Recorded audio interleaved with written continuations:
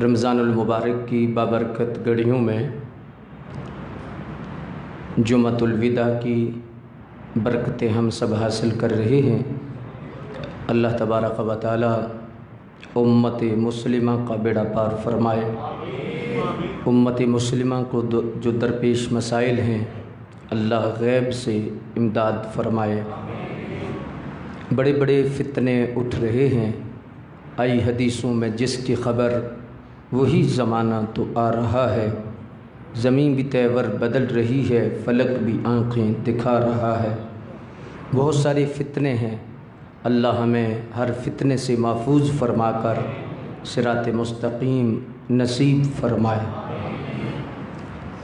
سب بڑے فتنوں میں ایک فتنہ مرزائیت کا ہے، جو اسلام کے لیے بھی اور پاکستان کے لیے بھی ایک ناسور ہے، خطرناک جراثیم ہے اور ایک کینسر کی حد تک کا مرض ہے۔ عام طور پر محافل میں، پروگراموں میں ختم نبوت کے حوالہ سے بیانات ہوتے ہیں۔ آج جمعۃ الوداع کے اس بابرکت ماحول میں جو پیغام محبت آپ تک پہنچانا چاہتا ہوں وہ سب کے ختم نبوت ہے، اور اس کا موضوع یہ ہے کہ باقی سارے کفار میں اور مرزائیوں کے کفر میں کیا فرق ہے۔ اس کی وجہ یہ ہے کہ عام طور پر ایسا ماحول پیدا نہیں ہوتا، اجتماعیت اتنی نہیں ہوتی۔ یہ پیغام ایسا ہے کہ یہ پیغام ہر فرد تک پہنچانا ضروری ہے۔ یقیناً بہت سارے مسائل پر گفتگو کرنا ضروری ہے، لیکن میں سمجھتا ہوں کہ ختم نبوت ایسا مسئلہ ہے اور رد مرزائیت ایسا عمل ہے کہ جو سب سے بڑھ کر ہے۔ دروس تصوف کا انتخاب اور جمعۃ الوداع کے خطبے کا انتخاب میں نے سرکار مدینہ صلی اللہ علیہ وسلم کے قدموں میں بیٹھ کے کیا، اور سرکار کے قدمین شریفین میں بیٹھ کر جو میرے دل پہ چیز القاء ہوئی اور جس پر میں متفق ہوا کہ جمعۃ الوداع پر ناظرین اور حاضرین کو کیا پیغام دیا جائے، تو وہ یہ پیغام میرے ذہن میں آیا۔ تو ایسا سمجھیں کہ یہ پیغام حضور کی طرف سے ہے، اور حضور بھی چاہتے ہیں کہ امت کو یہ پیغام دیا جائے۔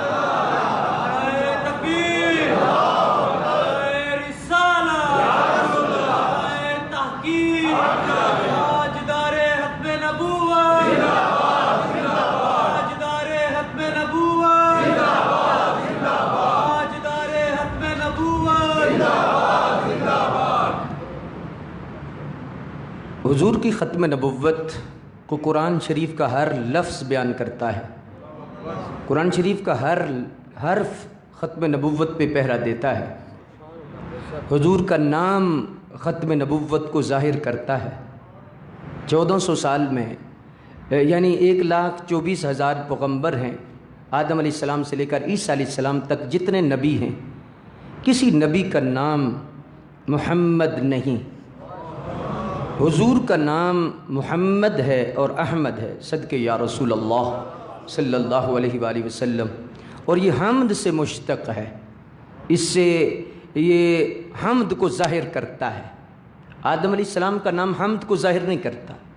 حود علیہ السلام، ابراہیم علیہ السلام، داود علیہ السلام، سلیمان علیہ السلام، زکریا علیہ السلام، یوسف علیہ السلام، یعقوب علیہ السلام، بڑے بڑے سہنے نام ہیں، اچھے نام ہیں، لیکن حمد کو ظاہر نہیں کرتے، وہ کسی اور نام سے مشتق ہیں۔ حضور کے دونوں اسم مبارکہ، ذاتی بھی اور جو دونوں ذاتی ہیں، دونوں کے دونوں حمد کو ظاہر فرماتے ہیں اور حمد سے مشتق ہیں۔ اور اب غور فرمائیں کہ حمد ہمیشہ آخر پہ ہوتی ہے۔ جب بھی کوئی تقریر کرتا ہے، تحریر لکھتا ہے، کتاب لکھتا ہے، تو آخر پر کہتا ہے الحمدللہ رب العالمین وآخر دعواہم ان الحمدللہ رب العالمین۔ ہم ہمیشہ اینڈ پہ ہوتی ہے، آخر پہ ہوتی ہے۔ آدم علیہ السلام سے لے کر عیسیٰ علیہ السلام تک نبیوں کا سلسلہ جاری رہا، اور حضور کا نام اللہ نے ایسا رکھا کہ جو حمد سے مشتق ہے، جو حمد کیے گئے، جن کی تعریف کی گئی، جو حمد کرتے ہیں۔ اللہ اکبر!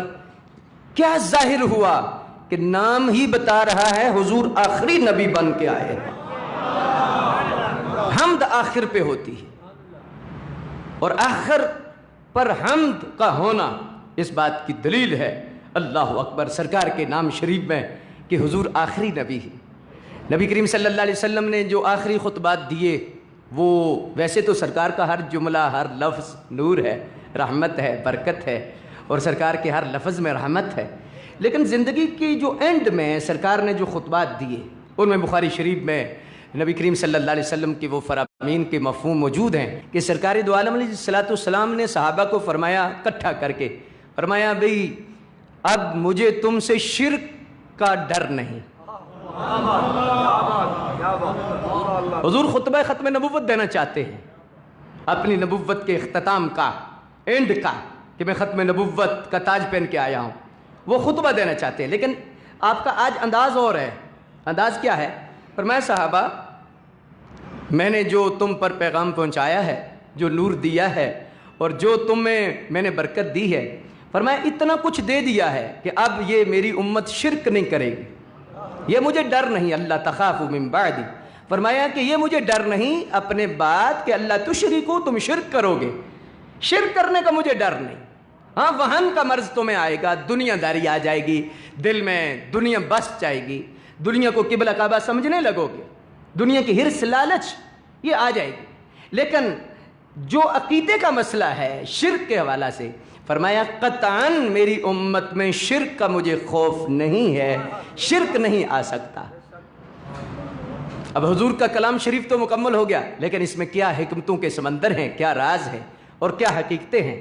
اب دیکھیے کہ یہ کیا حضور بیان کرنا چاہتے تھے۔ بہت ساری چیزیں حضور نے بیان فرما دی۔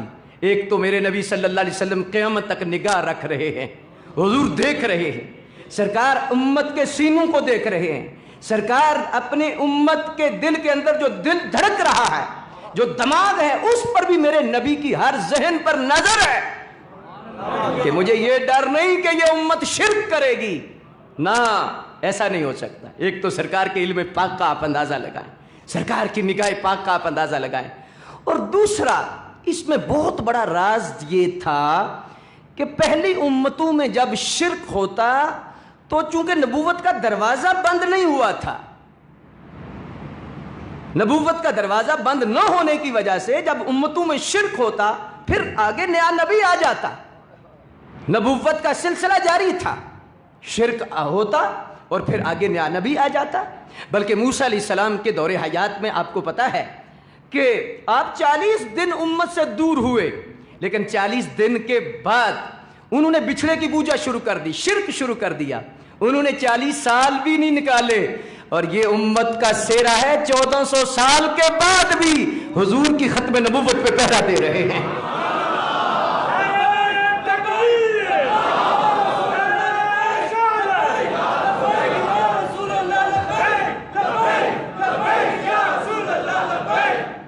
چالیس دن جب تشریف لے گئے، پیچھے شرک شروع ہو گیا، بچھڑے کی پوجا شروع ہو گئی، لیکن 1440واں سال ہے، اور اس امت پر کیا انداز ہے کہ آج بھی امت رب کے نام کو اس طرح جھپ رہی ہے جس طرح پہلی صف والے لے رہے تھے۔ شرک کا خطرہ ہی نہیں، شرک کا ڈر ہی نہیں، اللہ اکبر۔ تو عرض کر رہا تھا کہ پہلی امتوں میں شرک آتا تو پھر نبوت کا دروازہ چونکہ کھلا تھا، تو شرک کے لیے ضروری ہے کہ نبی آئے، شرک عام ہو جائے تو پھر نبوت کی ضرورت پڑتی ہے، اور نبوت کا کام ہے کہ اس کو دور کرے، نبی آ کے دور کرتے ہیں۔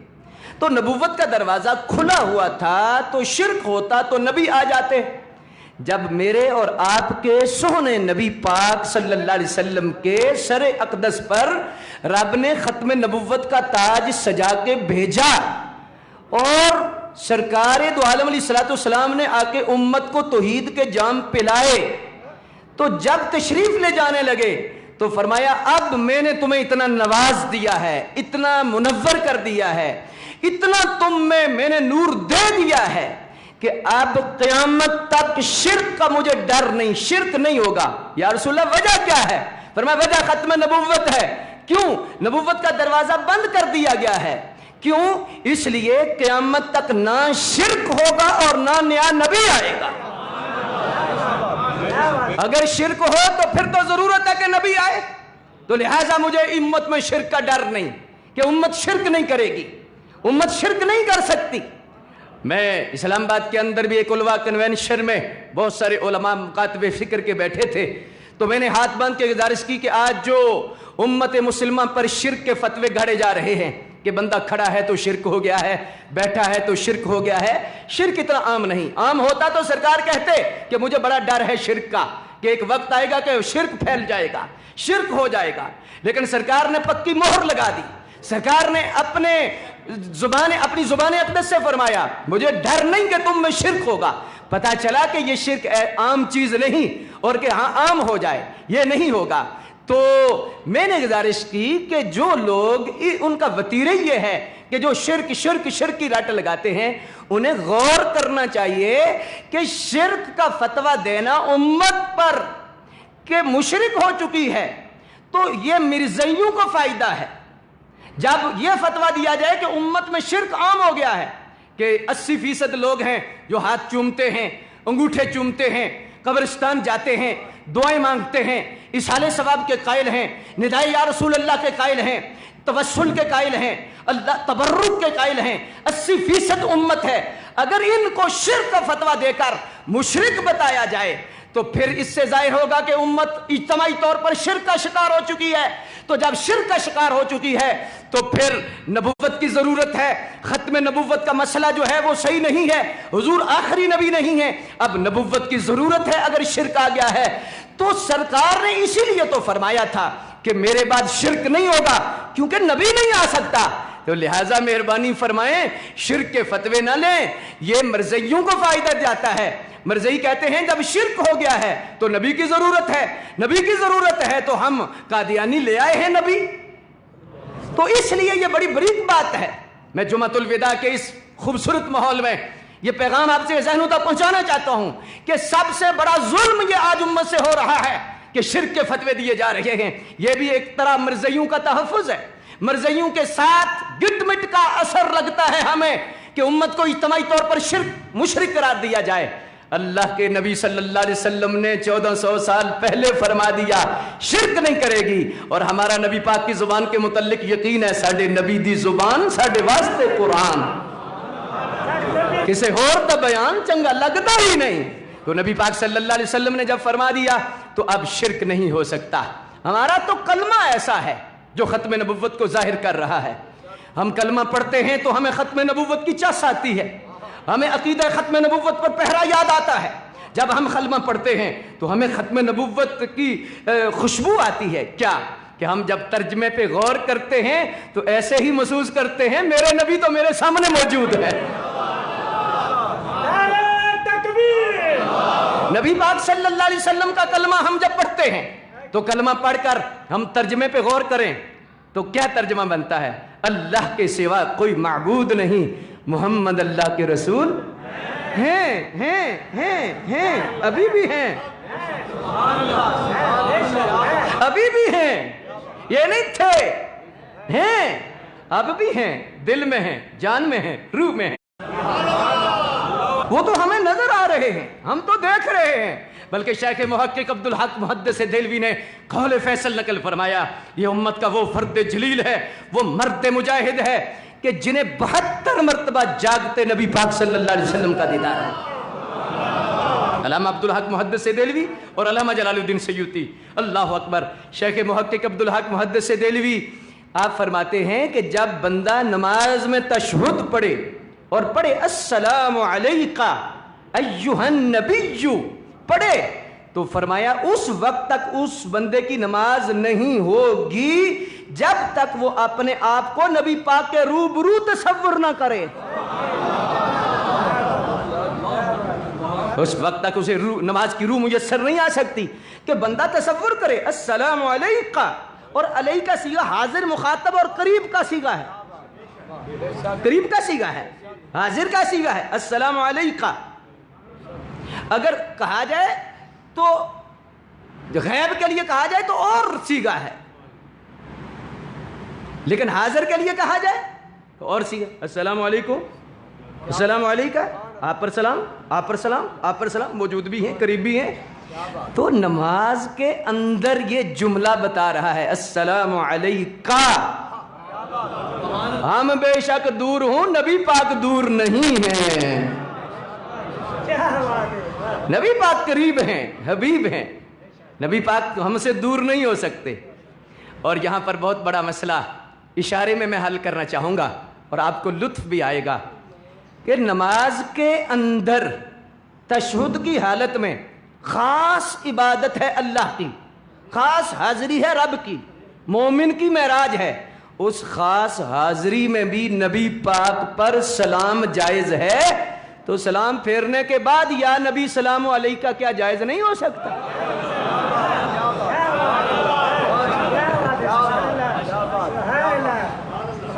میرا خیال ہے کہ جتنی آپ کے چہرے کی چمک ہے اتنی آواز بھی آنی چاہیے۔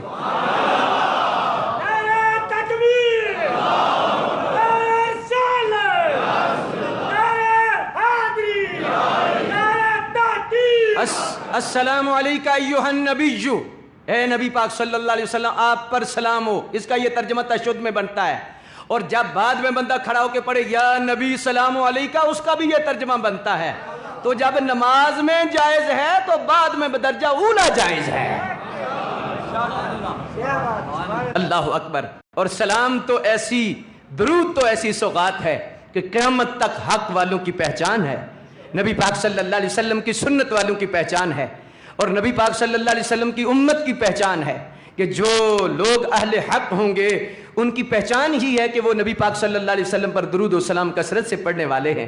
یہ میرا فتویٰ نہیں، علامہ شبلنجی نے نور الابصار میں لکھا ہے کہ حضرت امام زین العابدین سے پوچھا گیا کہ حضور آپ یہ ارشاد فرمائیں کہ نبی پاک صلی اللہ علیہ وسلم نے فرمایا ہے کہ قیامت تک اہل سنت و جماعت لوگ حق پر ہوں گے اور صحیح العقیدہ وہی لوگ ہوں گے اور صراط مستقیم پر ہوں گے، تو حضور یہ ارشاد فرمائیں آپ اس گھر کے بندے ہیں، آپ وہی ہیں کہ جن سے قیامت تک نسل سادات چلنی ہے، تو آپ سرکار کے خاص بیٹے ہیں، آپ ہی دنیا میں رہ گئے ہیں، تو آپ ارشاد فرمائیں کہ نبی پاک نے جو فرمایا ہے کہ اہل سنت جو ہوں گے وہ قیامت تک حق والے ہوں گے، تو آپ ارشاد فرما دیں، مشکل کشائی فرما دیں کہ اہل سنت کی نشانی کیا ہے۔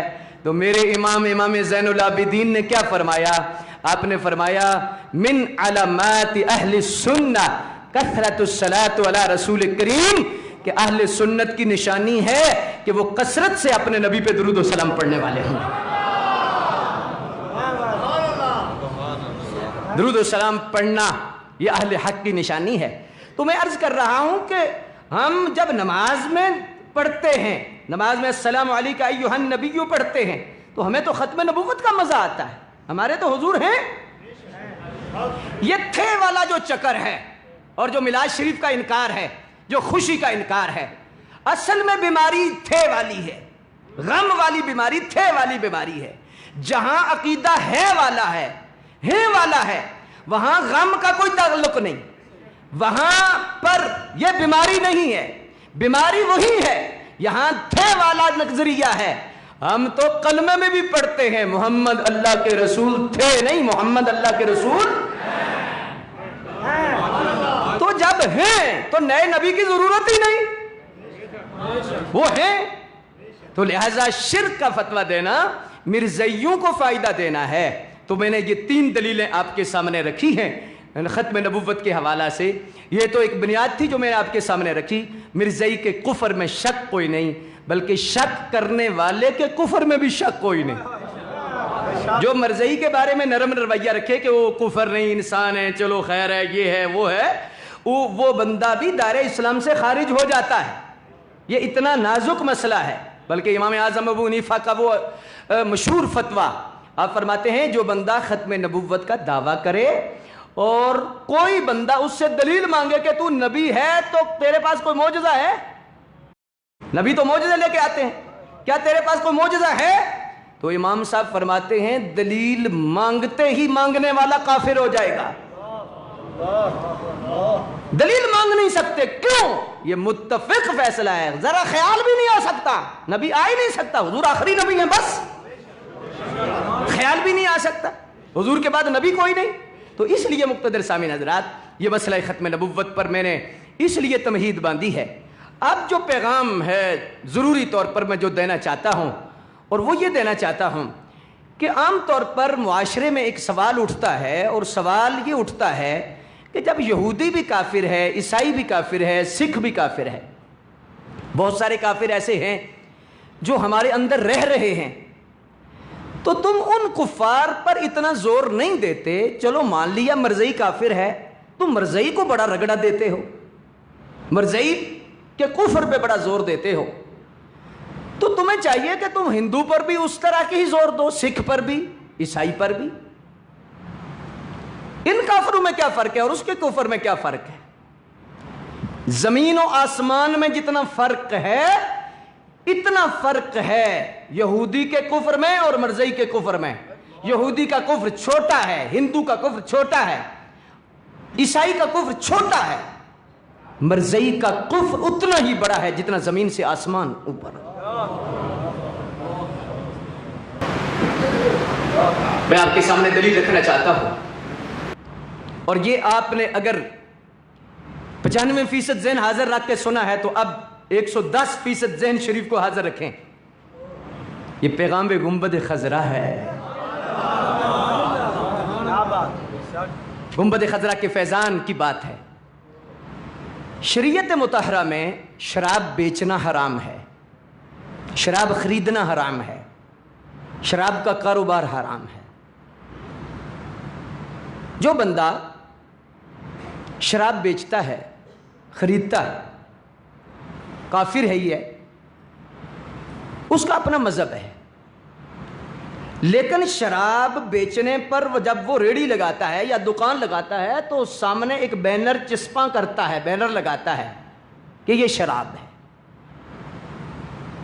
ایک بندہ خنزیر کا گوشت بیچتا ہے، اور خنزیر کا گوشت جب بیچتا ہے حرام، برا کام ہے، لیکن وہ بینر لگاتا ہے کہ یہ خنزیر کا گوشت ہے، یہ حرام گوشت ہے۔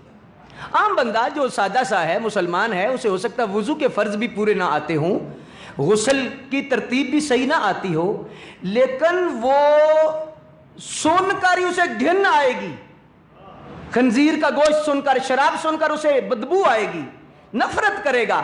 کیوں؟ بے شک وہ دین سے اتنا قریب نہیں، لیکن کلمے کی برکت ایسی ہے کہ وہ شراب سے نفرت کرتا ہے، کلمے کی پاکیزگی ایسی ہے کہ وہ بندہ خنزیر کے گوشت سے گھن کھاتا ہے۔ اس اعتبار سے اب غور فرمائیے کہ ایک بندہ جو شراب بیچ رہا ہے اور خنزیر کا گوشت بیچ رہا ہے، جرم تو کر رہا ہے۔ دوسرا بندہ اس کے مقابلے میں شراب بیچتا ہے اور خنزیر کا گوشت بیچتا ہے، لیکن شراب کی جگہ بیچتا شراب ہے لیکن لیبل لگاتا ہے، بینر لگاتا ہے، یہ آب زمزم ہے۔ شاید میں سمجھا نہیں سکا، یہ آب زمزم ہے۔ خنزیر کا گوشت بیچتا ہے، کہتا ہے یہ دمبے کا گوشت ہے۔ اب مجھے آپ سنجیدہ لوگ بیٹھے ہیں، دونوں کے اندر بڑا جرم کس کا ہے؟ دونوں مجرم ہیں، بڑا مجرم کون ہے؟ بولیے، بولو۔ وہ بڑا مجرم ہے جو دھوکہ دے رہا ہے، حرام کو حلال کہہ رہا ہے، حرام بیچ رہا ہے لیکن حلال کا فتویٰ دے رہا ہے، دوسرا برا کام بھی کر رہا ہے۔ وہ بندہ جو پہلے والا ہے مجرم تو ہے، لیکن اس سے بندوں کو اتنا خطرہ نہیں کہ جب بینر پڑیں گے کہ یہ شراب ہے، ہمارا تو کام ہی نہیں، اس سے نہیں، یہ خنزیر کا گوشت ہے، ہمارا تو مقصد ہی نہیں، اس سے وہ ڈسے نہیں جائیں گے۔ اس کے چنگل میں نہیں آئیں گے. مسلمان ہے، پتہ ہے یہ کافر ہے، شراب بیچ رہا ہے، خنزیر کا گوشت بیچ رہا ہے. لیکن دوسرا جو عام سادہ مسلمان ہے وہ آب زمزم سمجھ کے دور سے جائے گا، یار یہ آب زمزم ہے، یہ دمبے کا گوشت ہے. اب دونوں کے اندر جو فرق ہے، دونوں کافر ہیں، دونوں مجرم ہیں، دونوں کے اندر جو فرق ہے وہ آپ کی سمجھ شریف میں آ چکا ہے کہ کیا فرق ہے. یعنی اس کا جرم بہت بڑا ہے اور دوسرے کا جرم ہے لیکن چھوٹا ہے. جو فرق ان دونوں شراب بیچنے والوں میں اور خنزیر کا گوشت بیچنے والوں میں ہے، وہی فرق یہودی میں اور مرزئی میں ہے. وہی فرق ہندو میں اور قادیانی میں ہے. وہی فرق سکھ میں اور مرزئی میں ہے. کیا مطلب؟ اللہ اکبر. کہ مرزئی جو ہے وہ کہتا ہے کہ میں مسلمان ہوں، میں کلمہ پڑھتا ہوں. دیکھو یہ مولویوں نے ایسے ہمارے خلاف ایک تحریک شروع کر لی ہے. دیکھو ہم کلمہ بھی پڑھتے ہیں، لا الہ الا اللہ محمد رسول اللہ. دیکھو ہماری بیعت کی شرائط میں لکھا ہے کہ حضور خاتم النبیین ہے، جب تک وہ خاتم النبیین نہ مانے ہم تو اسے بیعت ہی نہیں کرتے. تو دیکھو ہم نماز بھی پڑھتے ہیں، دیکھو ہم روزہ بھی رکھتے ہیں، دیکھو ہم قربانی بھی کرتے ہیں، اگر کوئی ہمیں حج کرنے دے تو ہم حج بھی کرتے ہیں.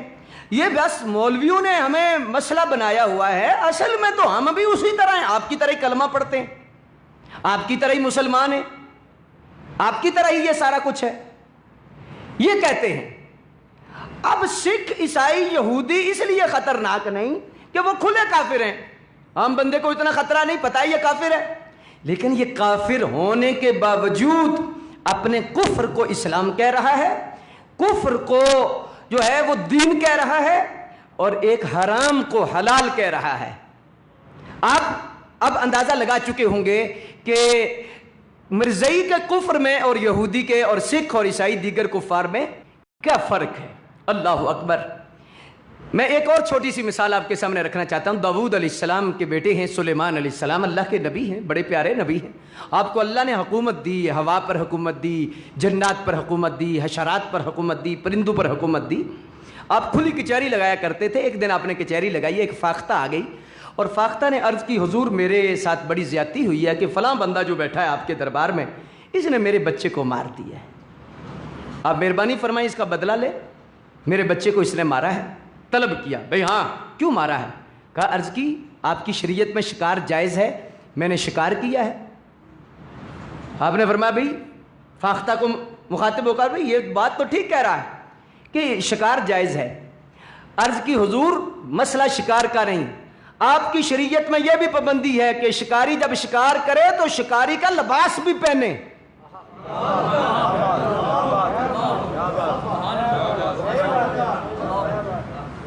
لباس بھی شکاری کا پہنے، یہ ضروری ہے کہ شکاری اگر اپنا لباس نہیں پہنتا تو پھر زیادتی، تو آپ نے پھر اسے سزا دی. مرزئی کافر ہے، شکار کرتا ہے، لیکن اس کا شکاریوں والا لباس نہیں. یہ مسئلہ اس کا ہے. کافر سکھ سے بھی بڑا کافر، ہندو سے بھی بڑا کافر، عیسائی سے بھی بڑا کافر، یہودی سے بھی بڑا کافر ہے. لیکن مسئلہ یہ ہے کہ یہ اپنے آپ کو کافر مانتا نہیں. آج ٹی وی چینلز پر یا دیگر پلیٹ فارم پر بہت سارے لوگ ہمدردی کرتے نظر آتے ہیں، کہتے ہیں دیکھو نا جی اقلیت کے بڑے حقوق ہیں، اقلیت کا اسلام نے تحفظ کیا ہے، اقلیت کے بارے میں ریاست کا جو حکم ہے وہ ریاست کو برتنا چاہیے، کرنا چاہیے.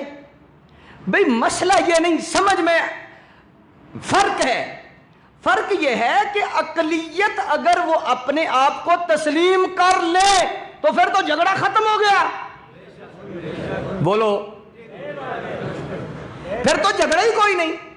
پھر تو ہندو بھی پاکستان میں رہ رہے ہیں، سکھ بھی رہ رہے ہیں، عیسائی بھی رہ رہے ہیں، اقلیتوں کا تحفظ کر رہی ہے. بلکہ آپ کے سینے میں ٹھنڈ پڑ جائے گی کہ نبی پاک صلی اللہ علیہ وسلم نے جتنا تحفظ اقلیت کا کیا ہے کسی اور مذہب نے نہیں کیا جتنا اسلام نے کیا ہے. میرے نبی پاک صلی اللہ علیہ وسلم کا فرمان بخاری شریف میں موجود ہے جس کا مفہوم ہے، فرمایا جو تمہاری ریاست میں رہتا ہو، جزیہ دیتا ہو، کافر ہو، یعنی تمہاری ریاست کے قوانین کو تسلیم کرتا ہو، جی وہ کافر اقلیت میں ہے، تو فرمایا اس کے مال، جان، عزت، آبرو کی حفاظت تم پر فرض ہے ریاست پر، اور جو جان بوجھ کر اس اقلیت کو تنگ کرے گا، اس کے ساتھ ظلم کرے گا، زیادتی کرے گا، فرمایا قیامت کے دن میں محمد رب کے سامنے اس کا کیس لڑوں گا، اس کا کیس میں خود لڑوں گا۔ اس سے بڑا تحفظ کیا ہے اقلیات کا؟ اقلیات کے حقوق کا مسئلہ نہیں، ہم ہندو کو حقوق دے رہے ہیں، عیسائیوں کو حقوق دے رہے ہیں، چوڑوں کو کیا ہم حقوق نہیں دے رہے؟ دے رہے ہیں۔ مسئلہ مرزائی کا یہ ہے کہ یہ اپنے آپ کو کافر تسلیم نہیں کرتا، یہ اپنے آپ کو مسلمان کہتا ہے، بلکہ دوسرا ظلم یہ ہے کہ یہ پوری امت مسلمہ کو کافر کہتا ہے اور اپنے آپ کو مسلمان کہتا ہے۔ تو اب مجھے بتائیں کہ یہ خطرناک ہے یا نہیں؟ بولیے کتنا بڑا خطرناک؟ یہ موذی کافر ہے مسلمانوں کے لیے، اور مجھے نہیں سمجھ آتی، اس اعتبار سے میں اس جمعۃ الوداع کے خوبصورت ماحول میں یہ بات آپ کے سامنے رکھنا چاہتا ہوں، اس اعتبار سے رکھنا چاہتا ہوں کہ مجھے آج تک سمجھ نہیں آئی کہ جو نرم رویہ لیتے ہیں یا نرم گوشہ مرزائیوں کے متعلق رکھتے ہیں یا ان کے حامی ہیں، ان کی سوچ کیا ہے۔ ایک چھوٹی سی مثال ہے، ایک شخص کے 6 بیٹے ہیں اور 6 کے 6 بیٹے اسی کے بیٹے ہیں، حلال زادے ہیں، باپ فوت ہو جاتا ہے، 2-3 مہینے گزرتے ہیں، ایک مجہول النسب بندہ پتہ ہی کو نہیں کہاں سے آیا ہے، وہ آ کے محلے میں اعلان کرتا ہے کہ یہ جو بندہ فوت ہوا ہے یہ بندہ اس کا میں بیٹا ہوں، یہ جو 6 بیٹے ہیں اس کے نہیں، یہ 6 حرامزادے ہیں، میں حلال زادہ ہوں، اصل بیٹا میں ہوں، اصل میں اس کی جائیداد کا وارث ہوں۔ اب مجھے بتائیے 2 سوال ہیں آپ پر کہ دنیا کی کوئی عدالت اس بندے کا یہ قول تسلیم کرے گی؟ کوئی پریا، کوئی پنجایت، کوئی سمجھدار بندہ کہ مرنے کے بعد آ جائے کہ میں بیٹا ہوں یہ بیٹے نہیں ہیں؟ ایک مسئلہ تو یہ تسلیم ہوگا۔ دوسرا، آپ دیانتداری سے دل کی تختی پر نظر رکھ کے، دیانتداری سے ترازو کو سامنے رکھ کے مجھے جواب دیں، ان 6 جوانوں کا رد عمل کیا ہوگا؟ کیا رد عمل ہوگا؟ انسان ہے، کوئی نہیں، خیر ہی ہے، ان 6 کا کیا رویہ ہوگا؟ بولیے۔ ان کی غیرت کا تقاضا یہ ہوگا کہ وہ کہیں گے کہ ہمیں ابھی موقع ملے، ہم زمین میں اسے گاڑ دیں، اس کا سر تن سے جدا کر دیں کہ اس نے ہمیں حرامزادہ کہا ہے اور خود یہ صحیح النسب بن رہا ہے، ہمیں مجہول النسب کہہ رہا ہے، یہ کیسا شخص ہے؟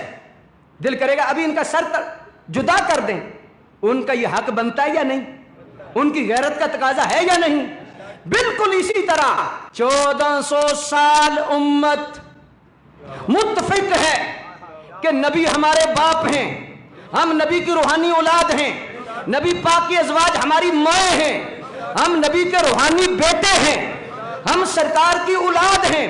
1400 سال کے بعد ایک کانا آتا ہے، کہتا ہے تم سارے حرامزادے ہو، اصل بیٹا تو میں ہوں۔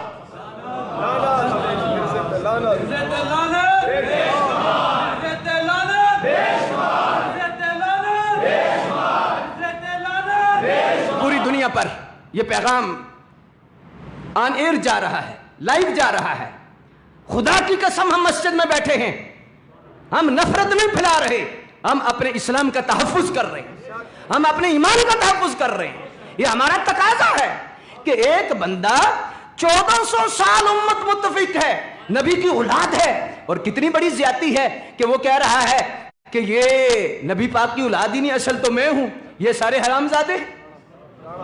بلکہ اس نے اپنے عقائد کی کتابوں میں لکھا ہے کہ جس طرح موسیٰ علیہ السلام کے بعد عیسیٰ علیہ السلام کو ماننا ضروری ہے، عیسیٰ علیہ السلام کے بعد محمد کو ماننا ضروری ہے، اور جس طرح عیسیٰ علیہ السلام کے بعد وہ بندہ محمد صلی اللہ علیہ وسلم کو نہیں مانتا کافر ہے، اسی طرح محمد صلی اللہ علیہ وسلم کے بعد جو غلام احمد کو نبی نہیں مانتا وہ بھی کافر ہے اور کنجریوں کی اولاد ہے۔ اب مجھے بتاؤ کہ کوئی نرم گوشہ، کوئی نرم رویہ؟ جی تو اس لیے مقتدر سامعین حضرات، یہ سوچ اور یہ فکر ہمارے ہاں ایسی نہیں کوئی نفرت والی ہے. ہم حقائق کی بنیاد پر یہ بات آپ کے سامنے رکھ رہے ہیں، حقائق کی بنیاد پر یہ چیز آپ کے سامنے رکھ رہے ہیں کہ ہمارے ساتھ بہت بڑی زیادتی ہے امت کے ساتھ. اللہ اکبر جل شانہ کہ یہ شخص اور ان کے ماننے والے پوری امت کو کافر کہتے ہیں اور اپنے آپ کو مسلمان، اور بلکہ بہت بڑی زیادتی. کلمۃ الفصل میں مرزا بشیر لکھتا ہے جو اس کا خلیفہ ہے، اس سے پوچھا گیا جب تم نے اپنا نبی بنایا ہے تو کلمہ کیوں نہیں بنایا؟ یہ جو کلمہ پڑھ کے دھوکہ دیتے ہیں، کہتے ہیں کہ ہم بھی مسلمان ہیں، ہم بھی کلمہ پڑھتے ہیں لا الہ الا اللہ محمد رسول اللہ. دیکھیے یہ کتنا بڑا جال بچھاتے ہیں، یہ کتنا بڑا دو لگاتے ہیں. جی اس نے کہا کہ اصل میں جو بات یہ ہے کہ جو محمد صلی اللہ علیہ وسلم ہے 63 سالہ زندگی ظاہری زندگی میں رہے، اس کے 1400 سال بعد وہ روحانی طور پر امت میں موجود رہے. 1400 سال کے بعد غلام احمد کی صورت میں محمد زندہ ہوئے، اور اب کلمے کی ضرورت تو تب پیش آئے جب کوئی نیا محمد آئے. غلام احمد تو محمد کی ایک شکل ہے. اللہ اکبر. تو جب یہ کلمہ پڑھتے ہیں کوئی دھوکہ نہ کھائے، جب یہ کلمہ پڑھتے ہیں محمد الرسول اللہ کہتے ہیں تو محمد سے مراد غلام احمد قادیانی لیتے ہیں. ان کا نظریہ یہ ہے، ان کا عقیدہ یہ ہے. تو اس لیے مقتدر سامعین حضرات یہ ایک بڑا ضروری پیغام تھا جو میں آپ تک پہنچانا چاہتا تھا کہ کافر تو اور بھی ہیں، مرزئی بھی کافر ہیں، لیکن ان دونوں میں فرق زمین آسمان کا ہے. ہندو، عیسائی، سکھ، یہودیوں سے بڑھ کر جو کافر ہیں وہ مرزئی ہیں، پاکستان کے لیے بھی خطرناک ہیں، اسلام کے لیے بھی خطرناک ہیں. اور اسی لیے پیر سید مہر علی شاہ صاحب رحمۃ اللہ تعالی علیہ کی ذات گرامی نے اپنے دور آپ کو اللہ نے اس مقصد کے لیے اور بھی آپ نے بڑا دین کا کام کیا، لیکن بالخصوص ختم نبوت کے محاذ پر آپ نے وہ پہرا دیا کہ قیامت تک آپ کی خدمات یاد رکھی جائیں گی، اور قیامت تک آپ کا جو کارنامہ ہے وہ امت یاد رکھے گی. اور یہ ایسا کام ہے. میں آج اس جمعۃ الوداع کے خطبہ میں عرض کرنا چاہتا ہوں کہ چاہے کوئی تاجر ہے، چاہے کوئی دکاندار ہے، چاہے کوئی زمیندار ہے، چاہے کوئی محکمہ تعلیم سے تعلق رکھتا ہے، چاہے کوئی محکمہ صحت سے تعلق رکھتا ہے، چاہے کوئی وکیل ہے، چاہے کوئی جج ہے، کسی شعبے سے بھی تعلق رکھتا ہے، اگر نبی پاک کا کلمہ پڑھتا ہے مسلمان ہے تو اس کا سب سے پہلا فرض ہے کہ وہ نبی پاک کی عزت پہ پہرا دے. یہ صرف کسی ایک مولوی صاحب کا مسئلہ نہیں ہے، یہ کسی ایک جماعت کا مسئلہ نہیں ہے.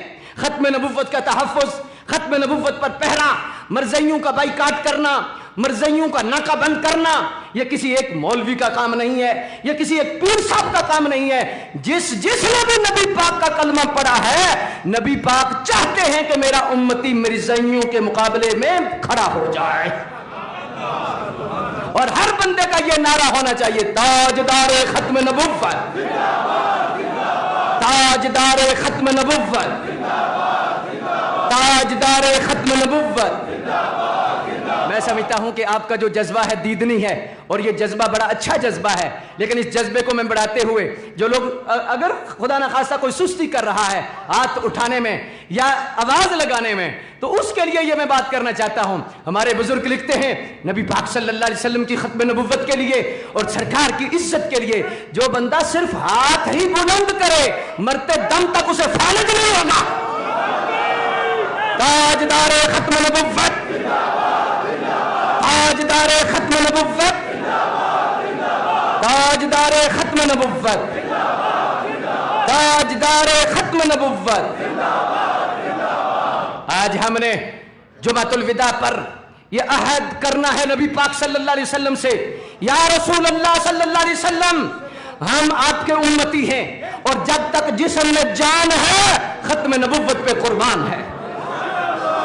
انشاءاللہ تبارک و تعالی ہر شخص جس شعبے میں بھی رہتا ہے، چاہے اس کی عہدہ چھوٹا ہے، چاہے اس کا عہدہ بڑا ہے، چاہے وہ باپ ہے، چاہے وہ بیٹا ہے، چاہے وہ مرد ہے، چاہے وہ عورت ہے، اس کا فرض بنتا ہے کہ جس طرح دن میں 5 مرتبہ نماز فرض ہے، اس طرح اس پر فرض ہے کہ وہ ہر دن میں ختم نبوت پر کام کرے، ختم نبوت پر پہرا دے، نبی پاک صلی اللہ علیہ وسلم کی عزت پر پہرا دے۔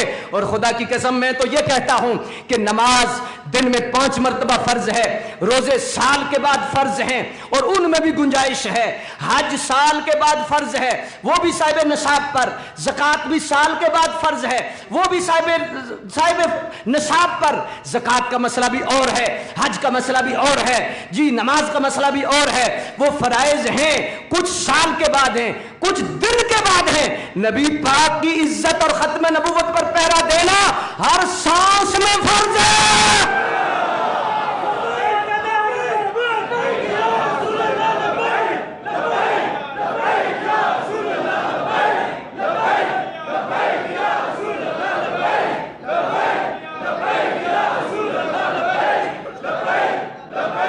آمین۔